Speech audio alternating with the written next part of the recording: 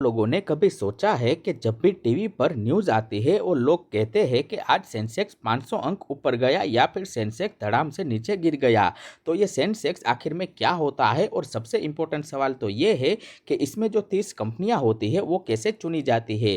क्या कोई एक इंसान बैठ के इसे डिसाइड करता है या फिर क्या कोई सरकार तय करती है या इसके पीछे कोई बड़ा प्रोसेस शामिल होता है। तो आज की इस वीडियो में हम इन्हीं सभी सवालों के जवाब देंगे बिल्कुल आसान भाषा में, इतनी आसानी से कि अगर आप 8वीं क्लास भी पढ़े हैं तो भी आप पूरी बात समझ जाएंगे। और ये वीडियो उन सभी के लिए है जो शेयर मार्केट को समझना चाहते हैं, जैसे कि बिगिनर, स्टूडेंट, होम मेकर, सभी लोगों के लिए।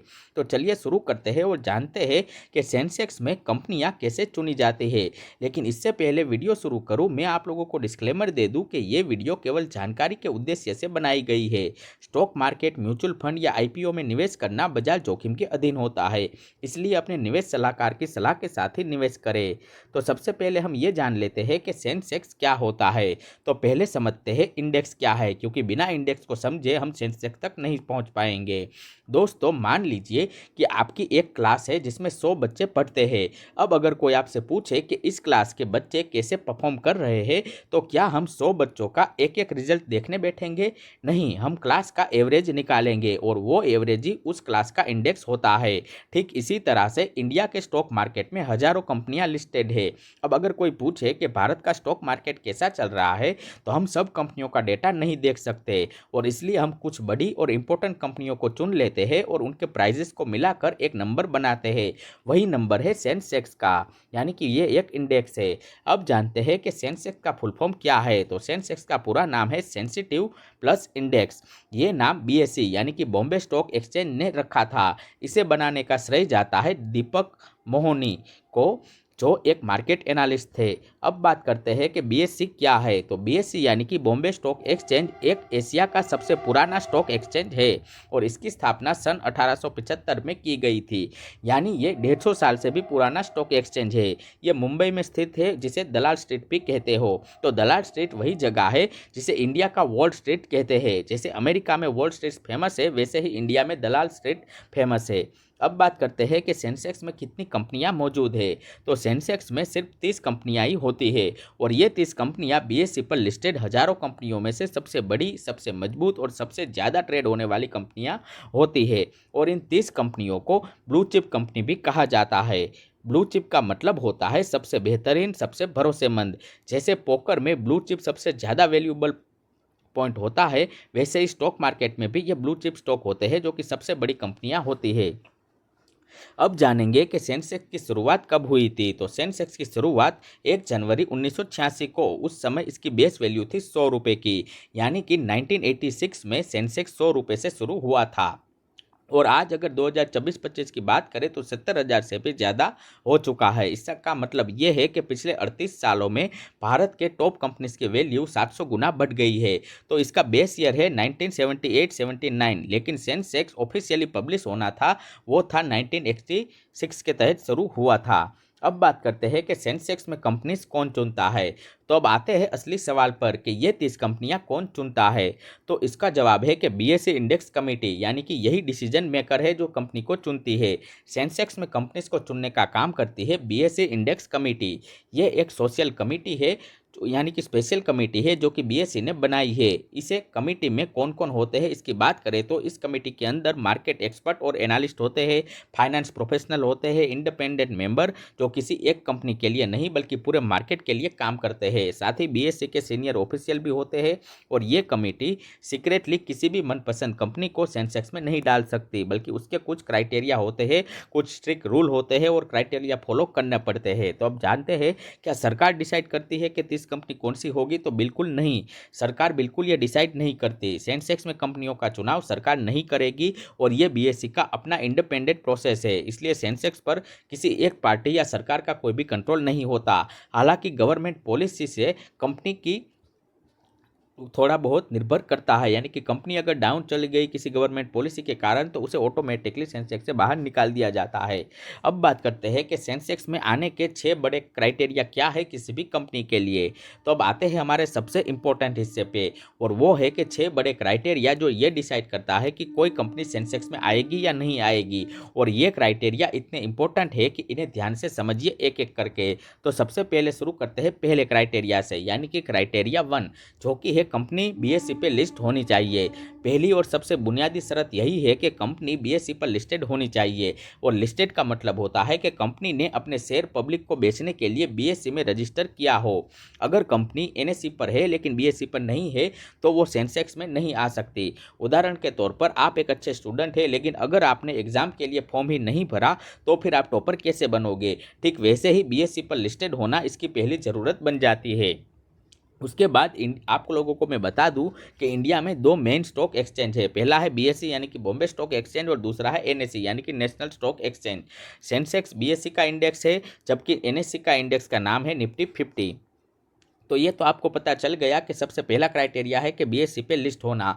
दूसरा क्राइटेरिया है कि लार्ज कैप कंपनी होनी चाहिए। तो सेंसेक्स में सिर्फ लार्ज कैप कंपनीज ही आती है। मार्केट कैपिटलाइजेशन का मतलब है कि कंपनी के टोटल शेयर उसको गुना कर दीजिए एक शेयर का करंट प्राइस से। आसान भाषा में कहे तो अगर किसी कंपनी के पास 10 करोड़ शेयर है और एक शेयर की कीमत है 100 रुपये, तो उस कंपनी की मार्केट कैप हो जाती है 1000 करोड़ रुपये की। और कंपनी को 3 कैटेगरी में बांटा जाता है, जिसमें सबसे पहली कैटेगरी है लार्ज कैप, उसके बाद मिड कैप और तीसरा है स्मॉल कैप। तो पहले ऐसा था कि मार्केट कैप यानी कि 20,000 करोड़ से ऊपर की कंपनी, मिड कैप यानी 5,000 करोड़ से ऊपर की कंपनी लेकिन 20,000 करोड़ से छोटी, और स्मॉल कैप का मतलब 5,000 करोड़ से छोटी कंपनियां। इन्हें mid cap, large cap, mid cap और स्मॉल कैप कहा जाता था। लेकिन अगर एनएसई की बात करें तो नए क्राइटेरिया के मुताबिक जो 1 से लेकर 100 तक कंपनियां होती है, यानी कि 1 to 100, वो लार्ज कैप कैटेगरी में आएगी। उसके बाद 101 से 250 तक जो कंपनियां होती है वो मिड कैप में आएगी, और 251 से 500 तक जो कंपनियां होती है उसे सारी स्मॉल कैप कंपनियां ही कहेंगे। तो सेंसेक्स में सिर्फ लार्ज कैप कंपनीज आती है और भी बड़ी कंपनी, और जिनकी मार्केट कैप लाखों करोड़ों रुपए में होती है। उदाहरण के तौर पर रिलायंस इंडस्ट्री की मार्केट कैप आज 15 लाख करोड़ से भी ज़्यादा है। टीसीएस, एचडीएफसी बैंक, इन्फोसिस, ये सब भी लाखों करोड़ों रुपए की कंपनियां हैं। तो आप जितनी बड़ी कंपनी उतना ही ज़्यादा चांस है आपके सेंसेक्स में आने का उस कंपनी का। अब बात करते हैं क्राइटेरिया नंबर 3 की, यानी कि लिक्विडिटी, यानी कि खरीद बेच आसानी से हो सकनी चाहिए। तो ये क्राइटेरिया बहुत ही इंपॉर्टेंट है और थोड़ा टेक्निकल भी है, लेकिन हम इसे आसान बनाते हैं और आपको समझाते हैं। तो लिक्विडिटी का मतलब होता है क्या उस कंपनी के शेयर आसानी से खरीदे या बेचे जा सकते हैं या नहीं। मान लीजिए आपके पास एक रेयर कॉइन है और वो बहुत ही वैल्यूबल है, लेकिन उसे खरीदने वाला कोई भी नहीं मिलता, तो उस कॉइन को लिक्विड नहीं कहेंगे।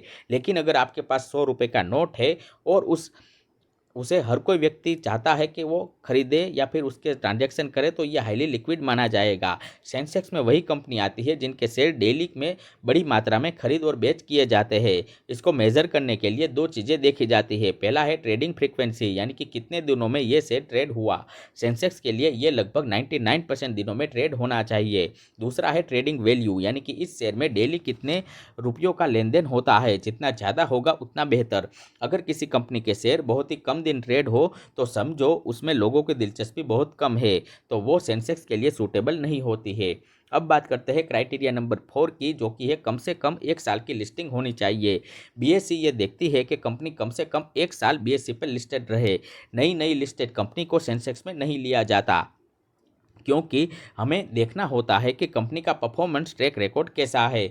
जैसे अगर एक नया टीचर किसी भी स्कूल में ज्वाइन करे तो क्या आप उसे तुरंत ही best teacher of the year का अवार्ड दे देंगे? नहीं, बल्कि पहले आप उसे प्रूव करने का मौका दोगे। ठीक वैसे ही कंपनीज को भी मिनिमम 1 साल का बीएसई पर लिस्टेड होकर अपना परफॉर्मेंस दिखाना होता है। कुछ केसेस में, जैसे अगर कोई कंपनी एक्सेप्शनली लार्ज और पॉपुलर है, तो ये मिनिमम पीरियड कम भी हो सकता है, लेकिन जनरली 1 साल का रूल मौजूद है।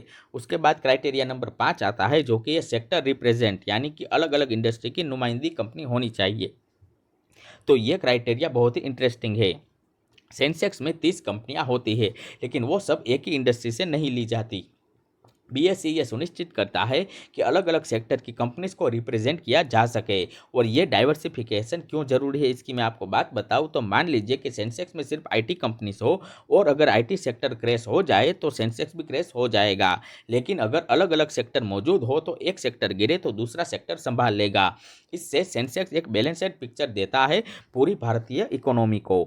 ये एग्जैक्टली वैसा ही है जैसे आप अपना खाता डाइवर्सिफाई करते हो, सिर्फ रोटी नहीं खाते, सब्जी दाल चावल सब कुछ खाते हो, इससे न्यूट्रिशन बैलेंस रह जाता है। उसी तरह से ये कंपनीज भी काम करती है सेंसेक्स में। क्राइटेरिया नंबर 6 है कि कंपनी की फाइनेंशियल हेल्थ अच्छी होनी चाहिए, यानी कि आर्थिक स्वास्थ्य। तो अंत में कंपनी की फाइनेंशियल स्ट्रांग होनी चाहिए और इसमें देखा जाता है क्या कंपनी रेगुलर प्रॉफिट कमा रही है या नहीं, कंपनी के ऊपर कितना कर्ज है, कंपनी के फंडामेंटल तो मजबूत है और कंपनी के प्रमोटर यानी कि मालिकों ने अपने शेयर गिरवी यानी कि प्लेज तो नहीं किए हैं, और क्या कंपनी का बिजनेस मॉडल सस्टेनेबल है और क्या ये आने वाले सालों में भी और ग्रो करेगी या नहीं। तो एक डूबती हुई कंपनी को सेंसेक्स में रखने का कोई मतलब नहीं होता। सेंसेक्स को इंडिया की स्ट्रॉन्गेस्ट कंपनी का रिप्रेजेंटेटिव माना जाता है। अब जानते हैं कि सेंसेक्स कैसे कैलकुलेट होता है। तो दोस्तों ये सारी चीज़ तो आपने जान ली कि सेंसेक्स के अंदर कंपनियां कैसे आती है। अब एक और बड़ा सवाल है कि सेंसेक्स का नंबर आता कहाँ से है। जैसे कि अगर सेंसेक्स 72,500 रुपये का चल रहा है तो ये नंबर कैसे कैलकुलेट हुआ होगा। तो आप लोगों को मैं बता दूं कि ये free float market capitalisation method से कैलकुलेट होता है। तो सेंसेक्स को कैलकुलेट करने के लिए एक मेथड यूज होती है जो कि ये free float market capitalisation method. इसे हम स्टेप बाय स्टेप समझते हैं। तो सबसे पहले इसमें मार्केट कैप निकाला जाता है। तो हर कंपनी की मार्केट कैप निकालते हैं, यानी कि मार्केट कैप यानी कि टोटल शेयर, उसको गुना कर देते हैं शेयर की करंट प्राइस से। उदाहरण अगर किसी कंपनी के पास 100 करोड़ के शेयर है और आज प्राइस है 500, तो मार्केट कैप हो जाएगा 50,000 करोड़ का। उसके बाद समझ आ जाता है फ्री फ्लोट को। तो अब यहाँ पे एक ट्विस्ट है, कंपनी के सभी शेयर पब्लिकली ट्रेड नहीं होते, कुछ शेयर प्रमोटर के पास लोकेट होते हैं और वो उन्हें नहीं बेचते हैं। जो शेयर पब्लिक में फ्रीली ट्रेड होते हो उन्हें फ्री फ्लोट शेयर कहा जाता है। उदाहरण के तौर पर मान लीजिए किसी कंपनी के 100 शेयर है और 60 शेयर प्रमोटर के पास है जो कि वो नहीं बेचेंगे, बाकी के 40 शेयर पब्लिक में फ्रीली ट्रेड होते रहते हैं। तो बाकी के जो फ्री फ्लोट हो गया वो हो गया 40%। तो उसके बाद है कि फ्री फ्लोट मार्केट कैप निकालो, यानी कि फ्री फ्लोट जितना भी है कंपनी का उसका मार्केट कैप निकालो, जो कि निकलेगा टोटल मार्केट कैप से, उसको गुना कर देंगे फ्री फ्लोट से तो परसेंटेज आ जाएगी। उदाहरण के तौर पर 50,000 करोड़ गुना 40% कर देंगे तो 20,000 करोड़ रुपए का फ्री फ्लोट मार्केट कैप है, ऐसा हम कह सकते हैं। यही रियल नंबर होता है जो कि सेंसेक्स कैलकुलेशन में काम आता है। उसके बाद सभी 30 कंपनीज की फ्री फ्लोट मार्केट कैप छोड़ी जाती है। तो सभी 30 कंपनीज की फ्री फ्लोट मार्केट कैप छोड़ देते हैं। मान लीजिए कि टोटल हो गई 50 लाख करोड़ की। तो अब बेस ईयर से कंपेयर करना होता है। तो सेंसेक्स यानी कि current free float market cap divide by base year market cap Guna 100। Base year अगर 1978-79 में इसी कंपनी के कैलकुलेशन के हिसाब से वैल्यू थी 2,501 करोड़ की, तो अगर आज इसकी वैल्यू है 50 लाख करोड़, तो सेंसेक्स आज 50 लाख डिवाइड बाई 2,501 करोड़ गुना 100 करेंगे तो 1,99,900 आ जाता है। लेकिन यहाँ पे ये सिर्फ एग्जाम्पल के तौर पे आपको समझाया गया है, इसे किसी भी तरह से अलग मत प्रेडिक्ट कीजिएगा। यह कैलकुलेशन रियल टाइम होती है, जैसे जैसे शेयर प्राइस बदलते रहते हैं सेंसेक्स का नंबर भी अपडेट होता रहता है और वो ऊपर और नीचे मूव करता रहता है और ये हर सेकंड बदलता रहता है, इसलिए कभी भी फिक्स नहीं होता सेंसेक्स ऊपर जाता है या नीचे और क्यों। तो दोस्तों शेयर प्राइस जब भी बढ़ते हैं तो उस वजह से सेंसेक्स ऊपर जाता है, क्योंकि इकोनॉमी अच्छी होती है, कंपनीज के प्रॉफिट ज़्यादा हो रहे होते हैं, इन्वेस्टर कॉन्फिडेंस होते हैं और आरबीआई इंटरेस्ट रेट कम करता है। उसके बाद गुड गवर्नमेंट पॉलिसी आती रहती है, इसलिए उसके बाद अगर शेयर प्राइस जब नीचे गिरते हैं तो सेंसेक्स नीचे भी आता है। जैसे वॉर, पेंडेमिक या कोई भी बड़ी ग्लोबल क्राइसिस के केसेस में इंटरेस्ट रेट बढ़े तो भी, कंपनीज का खराब रिजल्ट आए तो, या फिर इन्फ्लेशन बढ़ने लगे तो भी। तो अब जानेंगे कि कंपनी सेंसेक्स से बाहर कब आती है।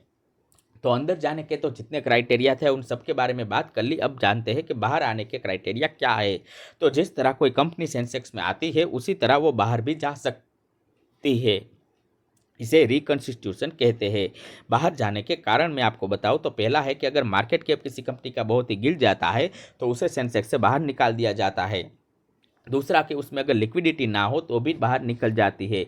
तीसरा है कि फाइनेंशियल ट्रबल यानी कि कंपनी फाइनेंशियल लॉसेस में आ गई हो तो भी निकाला जाता है। और चौथा है कि बेटर अल्टरनेटिव मिलना, अगर कोई और कंपनी ज़्यादा सूटेबल है, ज़्यादा लार्ज है, ज़्यादा लिक्विड है और ज़्यादा रिप्रेजेंटेटिव है तो करंट कंपनी को निकाल के उससे रिप्लेस किया जा सकता है। तो दोस्तों, सेंसेक्स सिर्फ एक नंबर नहीं है बल्कि ये इंडिया की इकोनॉमी की स्टोरी है और उसका एक चैप्टर है। जब ये बढ़ता है तो कहीं ना कहीं भारत आगे बढ़ रहा है, ऐसा हम कह सकते हैं। और जब ये गिरता है तो कोई भी चैलेंज सामने आ सकता है।